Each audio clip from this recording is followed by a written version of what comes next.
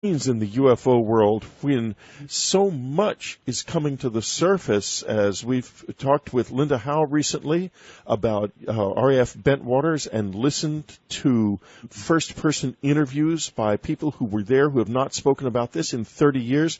Now Leslie is out, and government officials, pilots, generals are on the record as saying that this is something truly extraordinary. Her book has a foreword by Bill Clinton's chief of staff, John Podesta, who has taken an interest in this subject for many years.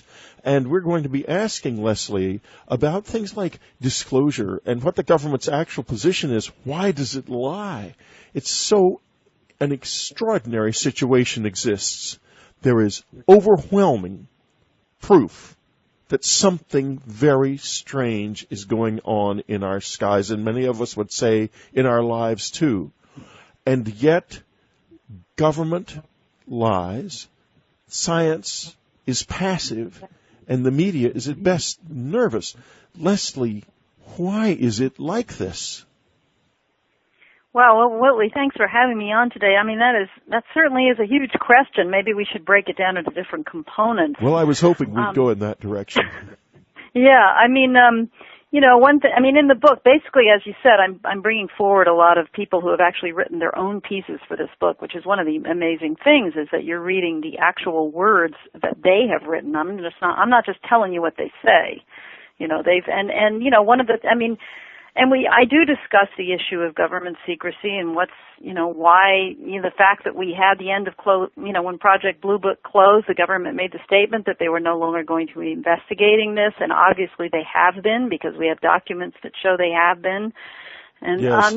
So it's a very peculiar situation. We have, one of the things that I find really fascinating is to look at a comparison between the Hudson Valley wave of the mid-1980s and the Belgian wave of the late 1980s and early 90s, which I do in the book. Yes, I know. Examine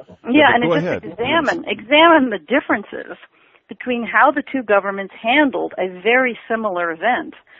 And we can discuss that if you like. The contrast is so striking. And, the why questions are much harder to answer, I think. And we can try to do that, but we don't know definitively, but we certainly have a lot of evidence showing that there is some peculiar things going on in terms of how our government approaches this, no question about it. Why don't we begin by discussing the difference between the Belgian wave and the way it was handled and the Hudson Valley wave and the way it was handled. Now, to remind you folks, in the early 1980s, there was a wave of enormous UFOs which were seen over the Hudson Valley. In fact, just on the east side of the river and on the west side of the river, I lived totally unaware of the whole thing at the time. Oh, you didn't have any awareness of it at the time? None whatsoever, no. I did find out about it soon enough because I began to research this after I had a close encounter of the third kind. And yes, I did. But so this is just to remind you that this incredible wave of sightings. And Leslie, tell us a little bit about who was seeing the UFOs, for example. Well, hundreds and hundreds and hundreds of people from all walks of life, certainly lots of professional people and lots of police officers. There was one event where, there were probably a dozen police officers that all saw it after, they get their calls in on their radios and they kind of snicker about it and say, oh, come on. And then they end up seeing it themselves. So this is exactly the same thing that happened in Belgium, which is really interesting, too, to me. The first night of the Belgian wave, there were lots of policemen that saw it. They had calls coming in, and they were laughing on their radios, and then ended up having to deal with it themselves. So, in the Hudson Valley wave, there was just so many witnesses. It happened so repeatedly that there's a very good record that's been kept. And there was a book written about it called Night Siege, and Hynek was one of the people that contributed to that book. So there's a very good record about that case. And it's fascinating to read about what people saw. There was one event that was over a nuclear power plant, and it was very close by. Fascinating stuff. Now, there was also another event where one of them passed over a small town, and very low, and it was enormous beyond belief, like bigger than an aircraft carrier. And interestingly enough, a number of the Belgium events that are reported in your book were of such an object also. Yeah, in fact, General Wilfred de Brouwer, who wrote a chapter actually himself about the Belgian waves, because he was the prime investigator for the government in Belgium, actually included 2 witness drawings in the book of something that the witnesses described as looking like sort of an upside-down Air Force carrier. But, you know, they look like that in the drawings. So that was pretty interesting. You know, different locations, different times and everything, independent sightings. But that's what they look like, aircraft carriers to people. Upside down, though, which is kind of bizarre. Yes. But yeah, I mean, the same thing in Belgium. Very large objects, very low, silent, kind of drifting along, and then sometimes they would take off at tremendous speeds just in the blink of an eye and disappear. And I think the only difference is, I mean, the Westchester County, it seems like a lot of the primary shape was what they called a boomerang shape, right. Whereas in Belgium it was primarily a triangular shape. But there were some reports in the Hudson Valley of triangles as well that were very similar to the Belgian ones. And they were slow-moving and seen quite low in most cases. Exactly. And in some cases, in both events also, we had reports of people who flashed car lights at them and got responses. Yes. I find very chilling and incredible. That, you know, they would flash like 3 times on their car and the thing would flash back 3 times. It turned out that my agent at the time, after I discovered this and brought it up with him, was one of the people who had seen them. He lived in the Hudson Valley and had actually been chased by one down a road. Wow. And after flashing his lights at it, and he was terrified by it. He was actually chased. Well, that's interesting. He resigned my business when he read Communion. That's too frightening, huh? Yeah, too frightening for him, exactly. Now, let's go on, though. The Belgian cases and the American cases were handled very differently by the 2 governments.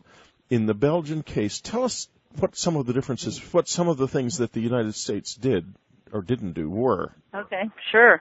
Well, we can, first of all, just so people get a sense of what the Belgian government did do, which is what we're really comparing the American government to. I mean, the Belgian government, it's a small country, granted, but they appointed somebody within the Air Force to kind of oversee a statewide investigation. That turned out to be General de Brouwer, who was a colonel at the time. He worked with other government agencies, civil aviation authorities, and other agencies that would weigh in on something like this. And they also had a civilian panel of scientists, highly qualified scientists that the Air Force worked closely with. The scientists were the ones that took the countless reports from witnesses, kept them filed, made recordings of people's testimonies. I mean, they did a huge amount of work that a government agency, certainly de Brouwer, would not have had time to do. So again, it's a really fascinating thing that you have this total open cooperation between scientists and government. And the government provided the scientists every resource that they needed, all the data that they needed, even some airplanes on a couple of occasions. And the other thing was that the Air Force eventually did a press conference, a public press conference. This was before everything was resolved, but this was after some F-16s had been sent up, which is another thing they did. They were proactive. They would send up F-16s to try and get a better look at these things, and then tell the people in that country what they were learning. They didn't pretend that these things were something else. They didn't say they were helicopters or planes in formations or all these kinds of things. They acknowledged that they could not explain them and that they were investigating. So the bottom line is everything was investigated properly and openly, and that was it. It was a totally rational, managed response.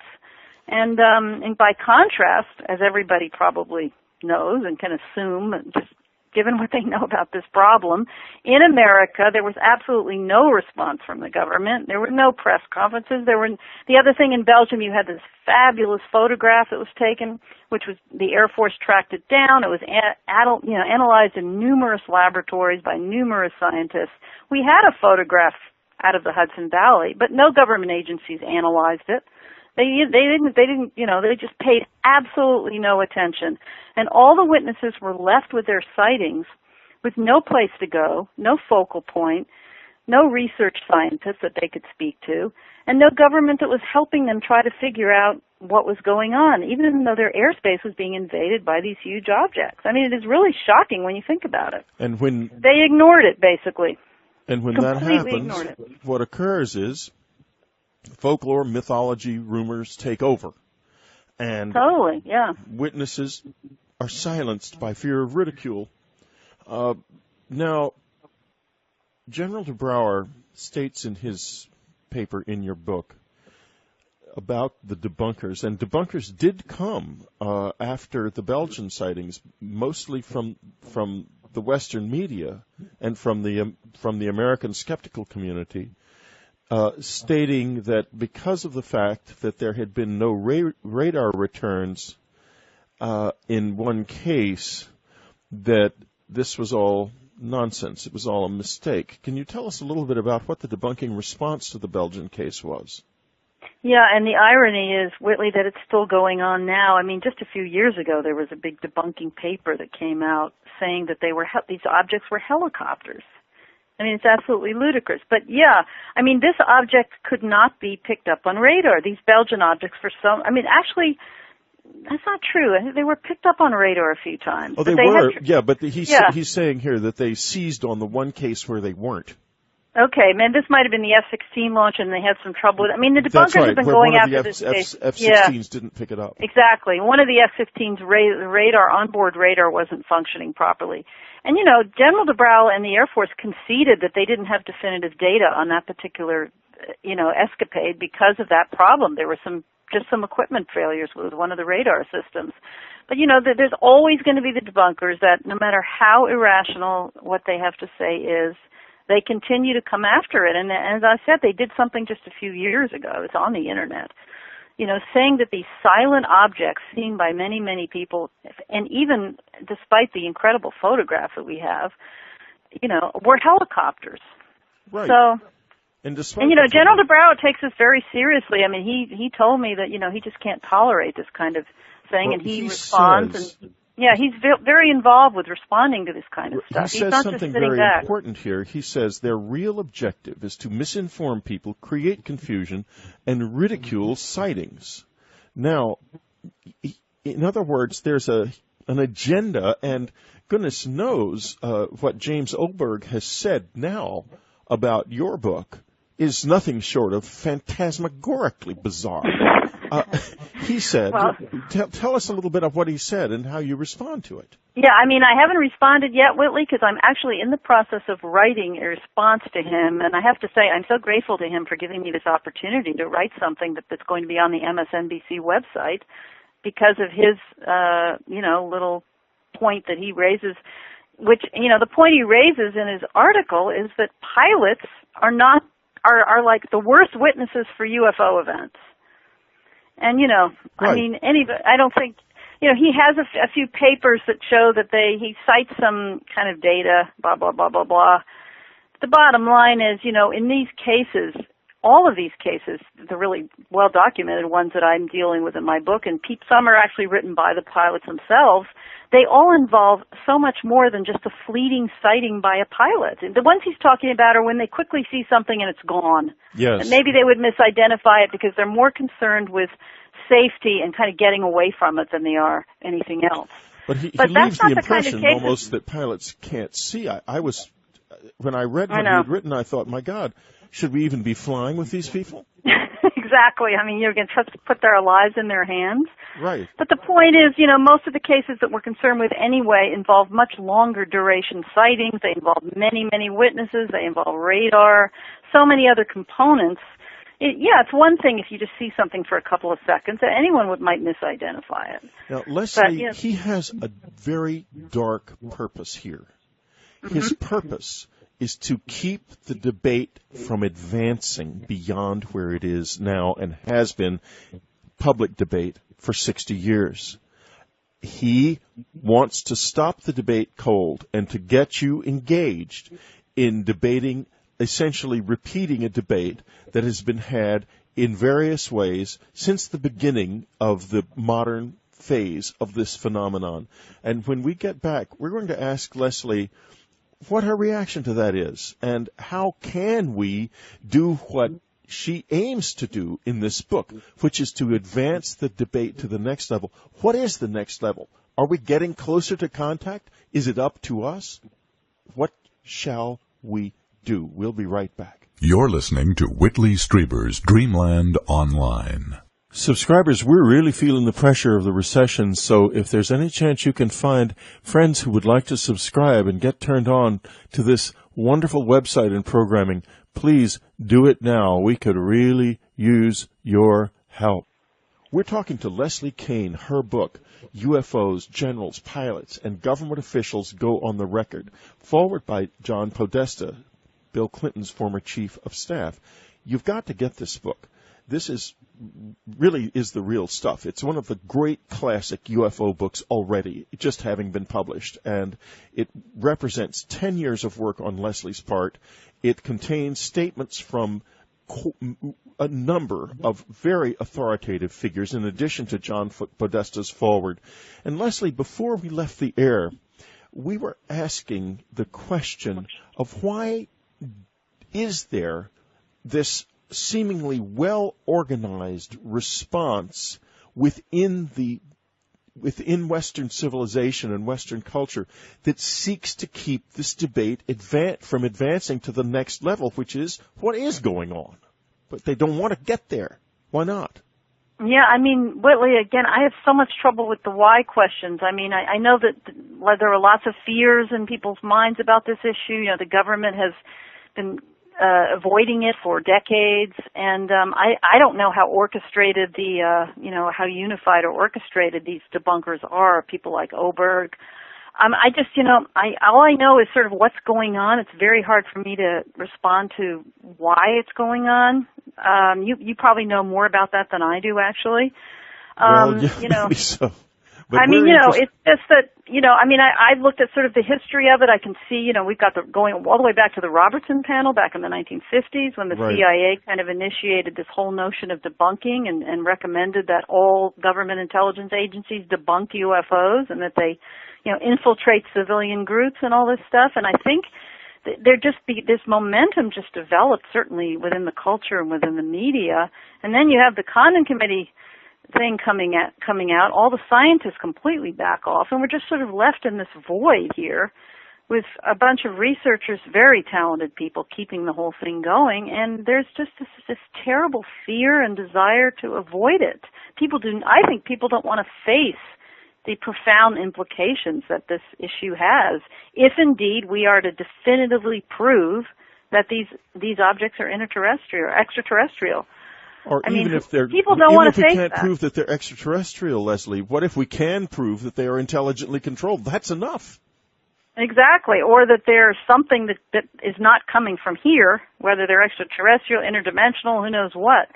And, I can assure you that the Wizard of Oz isn't real, so they're not coming from here in that sense. Exactly. It's not some secret organization doing it. It's right. Very strange wherever they come from. And certainly some people like you and many others already are convinced and already know that. But, in terms of getting through to the status quo, which is what I'm trying to do in the book, is to provide the kind of information that the status quo has no choice but to accept if they choose to read it. And, we're calling for further investigations just because we need to convince, the top-level officialdom of the reality of this and try to find out more about what they are to the extent that we can have what they need as proof that these things exist and that they're not made on Earth. I mean, that's what the goal of the book is to put that process in motion. So we'll do the best we can to try to make that happen, and I know it's a huge challenge, and we're up against a lot of obstacles. One of them being the kind of fear that you've pointed out, the avoidance that is just sort of inbred in our society in dealing with this issue. There's also another thing when you speak of the fear, and that is the debunkers themselves. Some of them are not very well-balanced people. I have no idea about James Oberg. I've met him perhaps once or maybe never. I'm not even sure.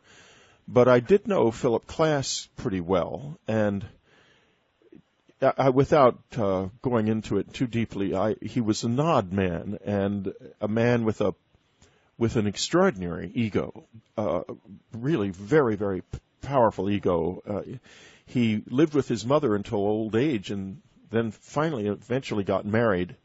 But he had a close friend called James Wingle, who goes by the name The Amazing Randy, who was also an unusual man, to say the least. And there was a case involving him where a number of us were sent peculiar audio tapes of his voice describing himself in an intimate manner to apparently to what sounded like a teenage boy over the telephone. He eventually explained this away by saying that he was working in a police investigation when the tape was made. And there was just an atmosphere of oddness about these people. They weren't like you and me. They weren't. Yeah, I never met either one of those two gentlemen. Well, they weren't the only ones that were peculiar. Believe me. I just wonder if it isn't a psychological thing, that it's actually that the government, the U.S. government, has learned that it can't do anything about this. What motivates them? That's such a fascinating question that I don't have the answer for. But what motivates these men to be so adamantly resistant and closed-minded and absolutely on a mission to debunk UFOs? Well, why are they not doing to debunk UFOs, on a mission to make sure the debate doesn't advance to the next level. Okay, you think that's their goal? Yeah. I think that's their goal. I think that their goal is to prevent the debate going where you want it to go. Mm-hmm. And where, in the ideal world, what would the debate now be about?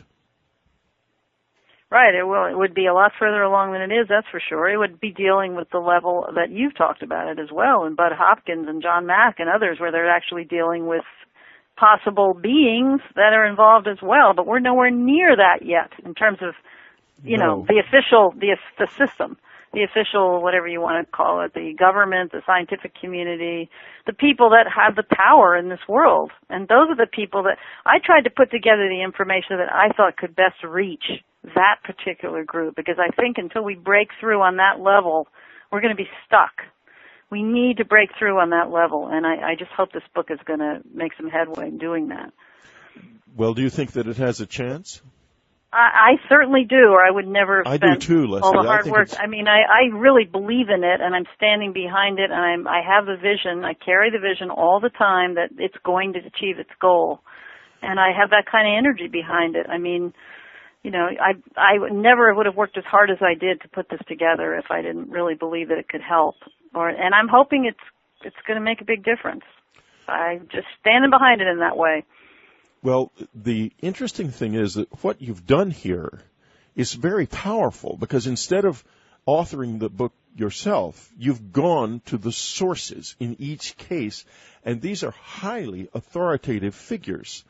These are people with profoundly important credentials, going on the record one after another, and it becomes a very powerful and extraordinary reading experience to actually see their words, and your commentary, of course, as well, on exactly what is happening. Now, here's something that I've wondered about. And, you know, you and I have discussed in the past, and I think even on Dreamland in March of 2007, the possibilities of some kind of level of government admission that there is an unknown out there.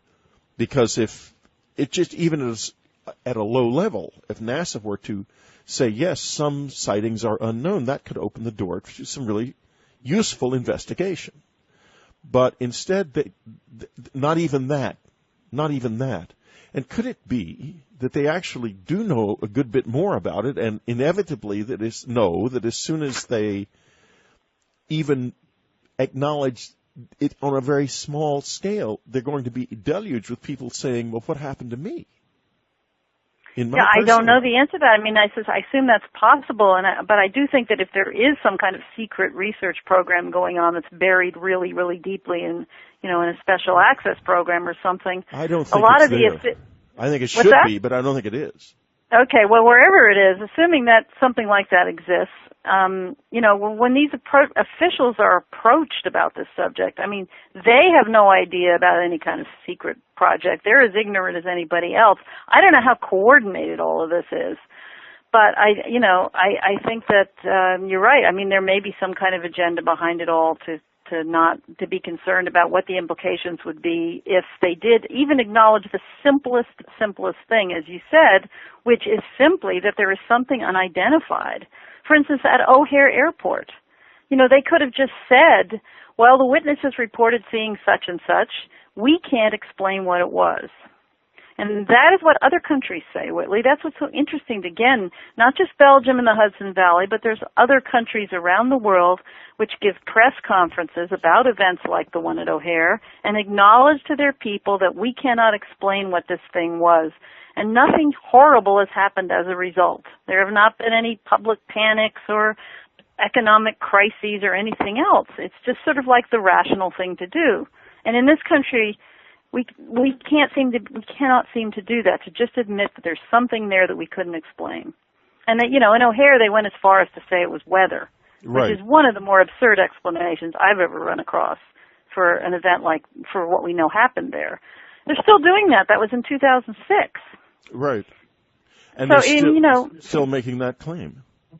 Absolutely, and I was able to show in the book, in my chapter about that it's the answer that they gave to that, which was a specific weather phenomenon, is actually physically impossible that it could have been there that day because the temperatures were too high for that phenomenon to occur. Right. It didn't stop them from telling us that's what it was. I mean, they don't do I guess they didn't do their homework before coming out with that, and they don't really seem to care very much anyway. They just want to make you go away, so they'll say, the spokesperson for the FAA, who's the poor guy who has to deal with all the phone calls, just sort of comes up with the best guess.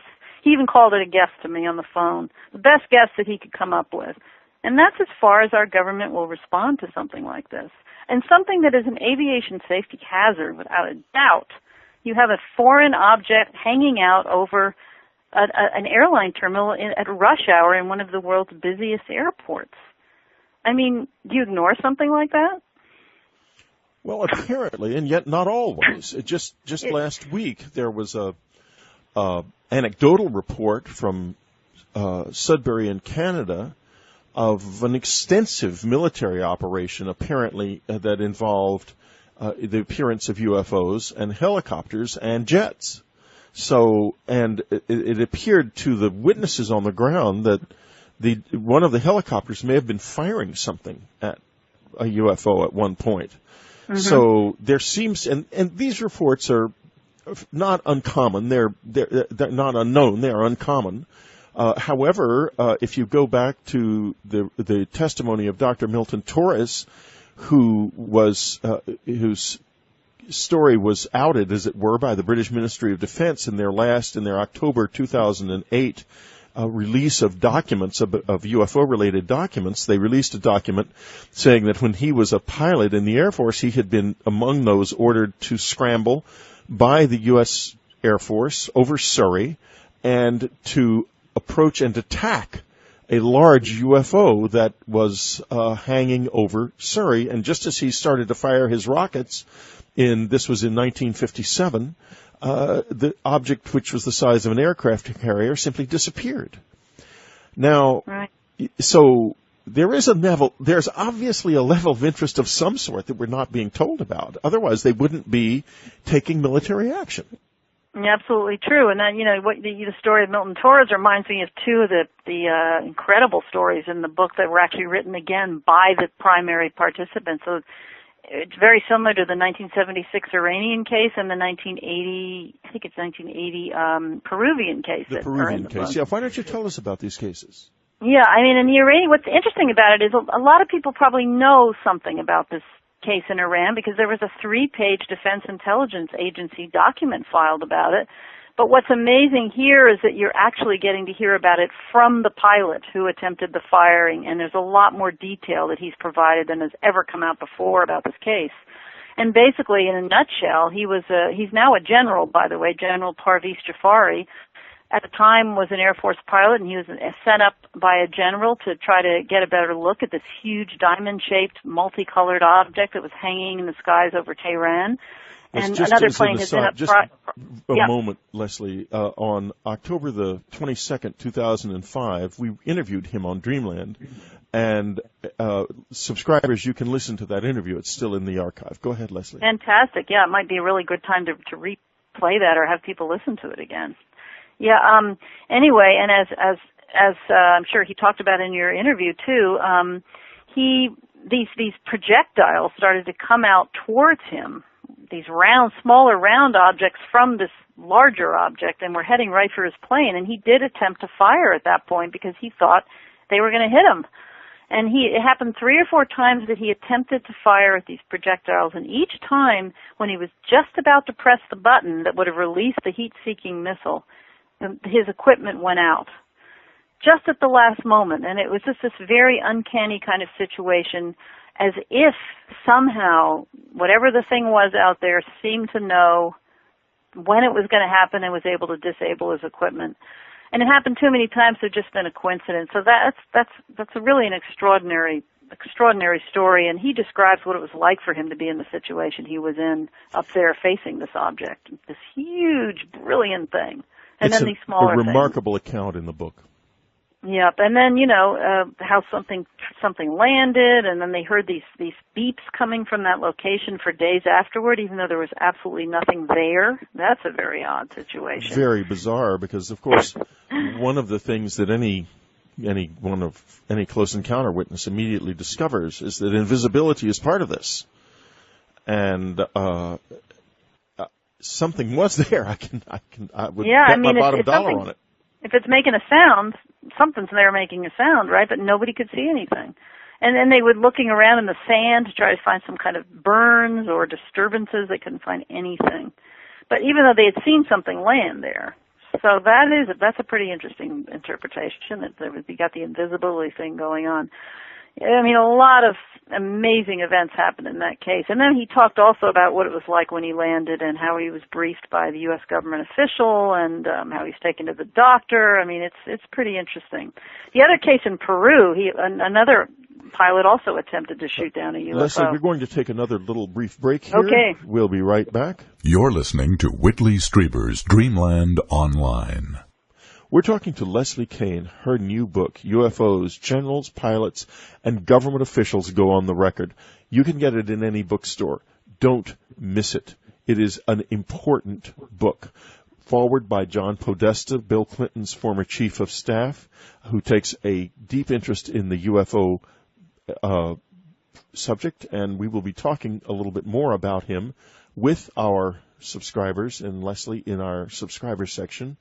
But right now, we were just beginning to talk about a Peruvian fighter UFO confrontation. Leslie, let's go on with that. Yeah, this is another really interesting account of a pilot actually attempting to shoot down a UFO. And one of the unusual things about it was, and as he states in his own words in his own chapter, he believes that he is the only person in the world who has actually fired at a UFO and hit the UFO. He was sent up over a base in Peru because they could see the thing up there, and they thought it was some kind of spy device. Because they weren't getting any communications, and it wasn't following any of the rules of air activity. And they thought it was something that they needed to get rid of, that it was some kind of spy thing. So they sent him up. He was an accomplished fighter pilot, and he actually fired these huge shells at this thing, which they were calling a balloon in the beginning, and he calls it that even in his piece. And he said it seemed as if the object kind of absorbed. They just sort of went into the thing and kind of absorbed these shells. Some of them went to the ground, but a lot of them seemed to have been absorbed by the object, and it was completely unaffected by them. And these were huge shells that would have absolutely destroyed anything normal, anything man-made. He was quite close to it. So then after that, he had this kind of cat and mouse dog fight kind of situation where the thing was jumping up and he would try to chase it, and it's an extraordinary thing to read about. Tried to fire a couple of other times, and in those situations, the object would be stationary. He would, again, like with the case in Iran, he would be all set to fire, and the thing would suddenly move away at the last minute. He didn't lose his equipment, but the thing seemed to be able to know when he was just about to fire, and it would just jump up or get out of his range of sight.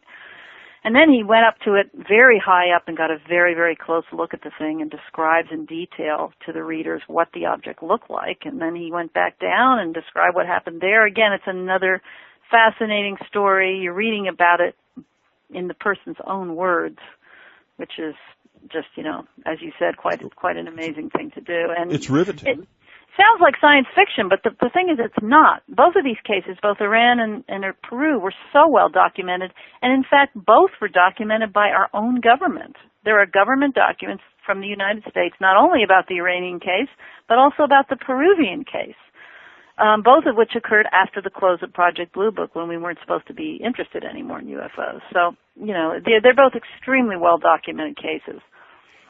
And yet, the United States government continues, and the debunker community, which is, in some cases, it seems connected. Like I mentioned Philip Klass before. He was an editor at Aviation Week and Space Technology magazine, and he had reason to do things that the Air Force wanted him to do, because Aviation Week in those days was the primary place where leaks about remarkable secret aircraft were placed. And so it kept the magazine going. The Aurora space plane was first mentioned in Aviation Week. Aviation Week became famous for having the scoop first on new technology, and I've always wondered if there wasn't some sort of a quid pro quo. He debunks UFOs and gets this in return. Yeah. I don't know that much about Phil Klass, but I've never heard anything very good about him, that's for sure. Well, he was a nice enough man, but obviously working to some kind of another agenda. And vicious, I have heard. He could be. Vicious, yeah, he could be vicious, yes. We are in a situation, Leslie, and let's step back from this just a moment as we approach the end of Dreamland, of where we are. You have created a truly remarkable document here. This is overwhelmingly convincing and powerful because it is the words of the people, with most of them with extraordinary credentials and capabilities and talents, who were actually on the scene and face-to-face witness involved in these situations. So let's say this, and certainly for myself and most of my listeners, somebody is here. They are here. Now, as long as we remain passive and we don't do anything, they can do anything that they please. They're free. If there's no human institutional response to them, then the only institutional response is theirs. Now, tell us what you are hoping to do. You have created an organization. Could you tell us a little bit about it and what you hope to do with it? Sure. I mean, I did co-found this organization called the Coalition for Freedom of Information back in 2002 or 2003. We spent a lot of time working on the Kecksburg case, which is a whole other story. It was a Freedom of Information Act effort, and we actually were successful in filing a lawsuit against NASA. That's for another program. But basically what this is just sort of a loose affiliation of people who have a similar approach to this subject and who are supporting my work as a journalist in trying to reach the highest levels and with the right kind of information, with the most credible, the most factual, and irrefutable information. And so what we hope to do with this book is sort of like the most important tool that our group has ever had to try and make change. I mean, it elevates the whole thing for us in terms of what can actually happen. And in a nutshell, we do talk about a plan in the book. And in a nutshell, what we're hoping for is that we can get the government to just establish a small office within any number of different locations, possibly even staffed only by one person, so it's not going to be expensive. People cannot claim that this is an expensive proposition, but just a simple office kind of modeled after the one in France for people who know something about Japon in France, so that there will be an official focal point for investigations to occur on events that should happen, such as the Chicago O'Hare event. This person would be a liaison to other agencies around the world that already exist and that are already working on investigating UFOs. And the bottom line, it shouldn't have to be that big a deal, as from my understanding from having talked to people that are connected to government, for such an agency to kind of be slipped in on a budget. But the implications of it would be huge, even though it doesn't sound like a big deal. Because if the U.S. government were to set up an agency like that, and again, agency might be too big a word, just an office, they are basically acknowledging for the first time that we have an issue here worthy of investigation. And really all we're asking for is that, an issue worthy of investigation, which is what other governments have already declared, and other governments are already working on it. So we just sort of think we should come along too. And it can be presented in a very low-key way like that. It doesn't have to be it's not about what people call disclosure. It's not about accusing the government of some terrible cover-up and they have to come clean and admit they've done all these horrible things and hidden all this information and have secret programs, et cetera, et cetera. All of that might be true. But throwing that in the face of the government is not strategically sound in terms of getting what you want, getting the goals you want. No, it's not going to work would be the rate. It doesn't work. It hasn't worked and it won't work. No. So I'm hoping that I've presented a plan which I think, and my colleagues think as well, has the potential of actually being able to work. And once we get something set up, then everything changes. The door is open to everything else that can follow. Even more so than I think the government might even realize if they do go ahead and set this thing up. So we want to do it very quietly, kind of, just add it on to some committee that's putting in a budget at the Defense Department, and they're going to add this thing on and that thing on. Just do it very quietly and, have it happen as if it's not that big a deal. And then once it's in place, a lot of things can change. So that's the approach we're taking in a nutshell. But I hope people will read the book because we talk more about what's behind the strategy, what we actually want to do, and I welcome people's opinions about it. You can get the book in any bookstore. You can get the book online by clicking through from the Dreamland page on unknowncountry.com. There's also an advertisement running for the book on the unknowncountry.com homepage. You can click through from there to Leslie's website. The book is UFOs, Generals, Pilots, and Government Officials Go on the Record. And I might just add here that the ad is not a paid ad. It is being voluntarily donated by myself and my wife at unknowncountry.com. So there is no conflict of interest here, just so you understand that, listeners. UFOs, Generals, Pilots, and Government Officials Go on the Record by Leslie Kean. A very important book. Do get it, read it, talk about it. Talk about it with your friends. Make something happen here. Thank you very much, Leslie, for being with us, and thank you, listeners. Subscribers, go on into the special interview in the subscriber section. We're going deeper with this, and we've got some fascinating material to discuss. And if you're not a subscriber to Unknown Country, help me pay for that ad. Subscribe. That's what we need. We need that so that we can keep going with what is, after all, the most important of all human endeavors, certainly in this era, possibly in all of our history. Coming into contact, which we are doing, like it or not, is the most important thing that has ever happened to mankind. Leslie Kean, thank you for being with us. Comparison between the Hudson Valley wave of the mid-1980s and the Belgian wave of the late 1980s and early 90s, which I do in the book. Yes, I know. Examine the differences between how the two governments handled a very similar event. And we can discuss that if you like. The contrast is so striking. And, the why questions are much harder to answer, I think. And we can try to do that, but we don't know definitively, but we certainly have a lot of evidence showing that there is some peculiar things going on in terms of how our government approaches this, no question about it.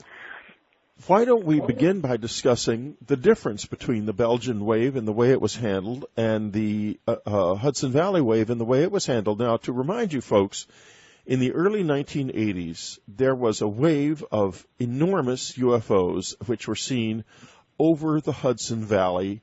In fact, just east of on the east side of the river, and on the calls coming in, and they were laughing on their radios, and then ended up having to deal with it themselves. So, I mean, in the Hudson Valley wave, there was just so many witnesses. It happened so repeatedly that there's a very good record that's been kept and there was a book written about it called Night Siege, and Hynek was one of the people that contributed to that book. So there's a very good record about that case. And it's fascinating to read about what people saw. There was one event that was over a nuclear power plant, and it was very close by. Fascinating stuff. Now, there was also another event where one of them passed over a small town, and very low, and it was enormous beyond belief, like bigger than an aircraft carrier. And interestingly enough, a number of the Belgium events that are reported in your book were of such an object also. Yeah, in fact, west side of the river, I lived totally unaware of the whole thing at the time. Oh, you didn't have any awareness of it at the time? None whatsoever, no. I did find out about it soon enough because I began to research this after I had a close encounter of the third kind. And yes, I did. But so this is just to remind you that this incredible wave of sightings. And Leslie, tell us a little bit about who was seeing the UFOs, for example. Well, hundreds and hundreds and hundreds of people from all walks of life, certainly lots of professional people and lots of police officers. There was one event where, there were probably a dozen police officers that all saw it after, they get their calls in on their radios and they kind of snicker about it and say, oh, come on. And then they end up seeing it themselves. So this is exactly the same thing that happened in Belgium, which is really interesting, too, to me. The first night of the Belgian wave, there were lots of policemen that saw it. They had lies. Science is passive, and the media is at best nervous. Leslie, why is it like this? Well, Whitley, thanks for having me on today. That certainly is a huge question. Maybe we should break it down into different components. Well, I was hoping we'd go in that direction. Yeah, in the book, basically, as you said, I'm bringing forward a lot of people who have actually written their own pieces for this book, which is one of the amazing things, is that you're reading the actual words that they have written. I'm not just telling you what they say. I do discuss the issue of government secrecy and why the fact that we had the end of when Project Blue Book closed, the government made the statement that they were no longer going to be investigating this, and obviously they have been because we have documents that show they have been. And, yes. So it's a very peculiar situation. We have, one of the things that I find really fascinating is to look at in the UFO world when so much is coming to the surface, as we've talked with Linda Howe recently about RAF Bentwaters and listened to first-person interviews by people who were there who have not spoken about this in 30 years. Now Leslie is out, and government officials, pilots, generals are on the record as saying that this is something truly extraordinary. Her book has a foreword by Bill Clinton's chief of staff, John Podesta, who has taken an interest in this subject for many years. And we're going to be asking Leslie about things like disclosure and what the government's actual position is. Why does it lie? It's so an extraordinary situation exists. There is overwhelming proof that something very strange is going on in our skies, and many of us would say in our lives too. And yet, government